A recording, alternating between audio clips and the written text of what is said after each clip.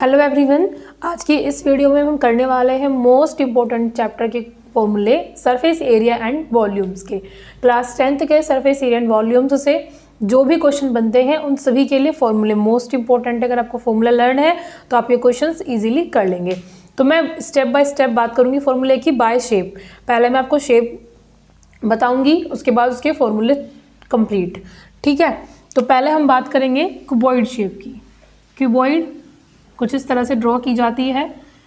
इस तरह से आप कुछ क्यूबॉइड को ड्रॉ करते हैं, लाइन से लाइन को जोड़ देंगे तो ये बन जाती है हमारी क्यूबॉइड।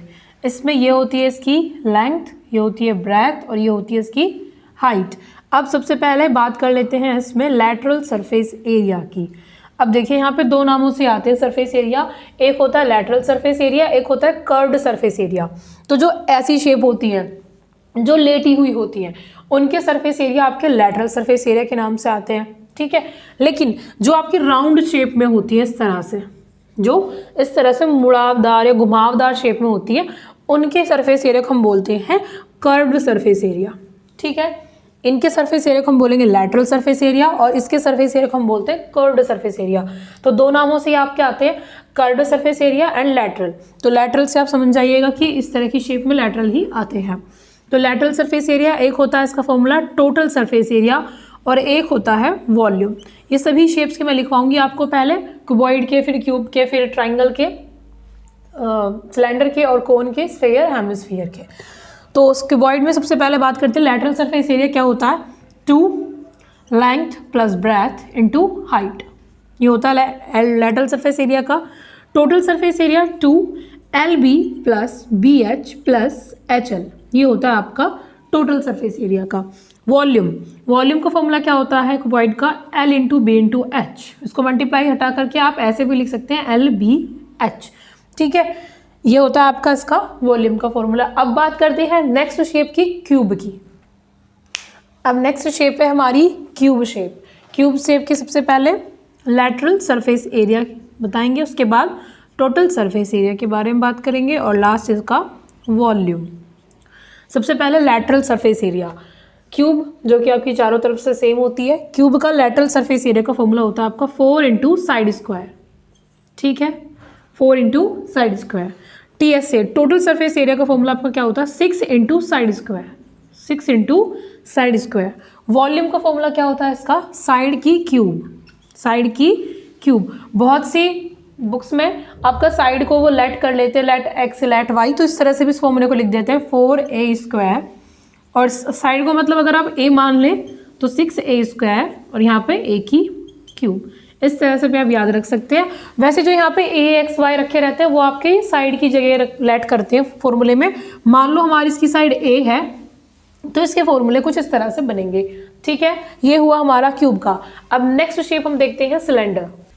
नेक्स्ट शेप है सिलेंडर। सिलेंडर का कर्व्ड सरफेस एरिया, मैंने आपको भी समझाया कि लैटरल क्या होता है और कर्व्ड क्या होता है।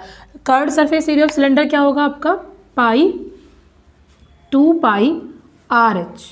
ठीक है, curved surface area of cylinder होगा आपका 2 पाई RH and total surface area of cylinder क्या होगा, 2 पाई R ब्रैकेट में H प्लस R। अगर आप इसको इस तरह से याद कर सके तो इस तरह से कर सकते हैं, अदरवाइज CSC यानी कि कर्व्ड सरफेस एरिया हमारा क्या था, 2 पाई RH, यानी कि इस घुमावदार शेप का क्या था, 2 पाई RH। अब ऊपर नीचे के रह गए तो ऊपर नीचे में सर्कल बन रहे, सर्कल का एरिया क्या लेते हैं, पाई R स्क्वायर। तो इस तरह से भी आप इसको याद कर सकते हैं, 2 पाई RH ये और प्लस इसमें पाई R स्क्वायर, ये दोनों जोड़ेंगे, या तो ये याद कर लीजिए या फिर ये, दोनों तरह दोनों का एक ही मतलब है।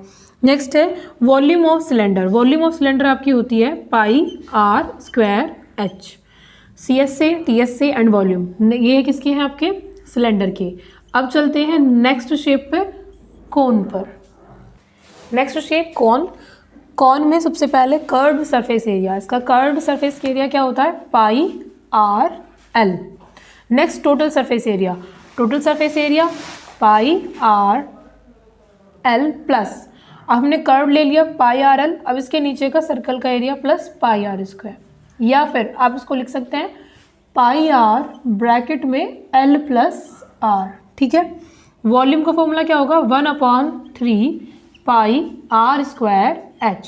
एक कोन जैसी शेप में ये साइड वाली जो तिरछी हमारी हाइट होती है उसको हम बोलते हैं एल, और जो बीच में सीधी हाइट हम लेट करते हैं उसको हम बोलते हैं एच, और ये होती है आपकी रेडियस।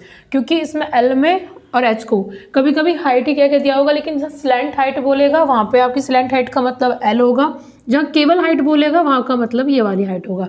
अब चलते हैं नेक्स्ट शेप स्फीयर पर। स्फीयर में CSA ऑफ स्फीयर क्या होता है, 4 पाई are square. Total surface area भी इसका यही होता है 4 पाई आर स्क्वायर। एंड वॉल्यूम ऑफ स्फीयर क्या होती है 4/3 pi R cube. Next shape हमारी जो है वो है हमारी हेमिस्फीयर। ठीक है, नेक्स्ट शेप है हेमिस्फीयर। हेमिस्फीयर का CSA क्या होता है, ये इसका आधी होती है शेप, स्फीयर का आधा होता है हेमिस्फीयर, तो इसका आधा 4 का आधा क्या हो जाएगा 2 पाई आर स्क्वायर इसका CSA। TSA वही सेम चीज़, लेकिन TSA में इसमें यहाँ पे 3 आएगा, 3 पाई आर स्क्वायर।